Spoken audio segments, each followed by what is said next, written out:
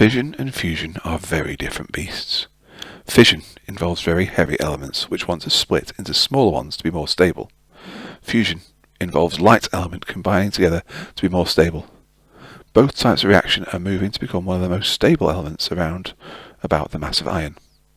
The elements around the mass of iron have the highest binding energy per nucleon, and so are more stable than other elements and isotopes. Both fission and fusion processes have been discussed in other podcasts. This podcast aims to compare the two and go through the energy calculations required to compare them effectively. Just like chemistry, we need to calculate the initial energy requirements of fission and fusion and the final energy requirements and compare the two. The fission of uranium into krypton and barium is a good example of nuclear fission. Uranium-235 combines with a neutron to temporarily form uranium-236.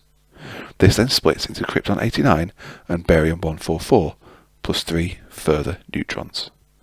The total energy involved in the uranium and neutron is 221,619.64 mega-electron volts. That is the mass converted into energy and the binding energy added together. The energy involved in the krypton, barium and neutrons is 221,619.7 mega-electron volts. The difference in energy is the energy emitted as heat per nuclear reaction. One fission event releases 0.0378 mega-electron volts. Surprisingly, or perhaps not, fusion releases less per event. The energy involved in a deuterium-tritium fusion event is 4,695.284 mega-electron volts. As before, this is a binding energy and a mass energy together. The energy of the helium-4 and neutron produced in this reaction is 4,695.288 mega-electron volts. The energy produced to heat in one fusion reaction is 0.004262 mega-electron volts. That's 7 times less energy per event than fission.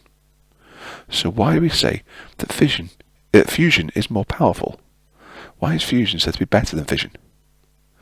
Well, apart from the safety consequences, fission produces radioactive waste and fusion potentially produces just helium.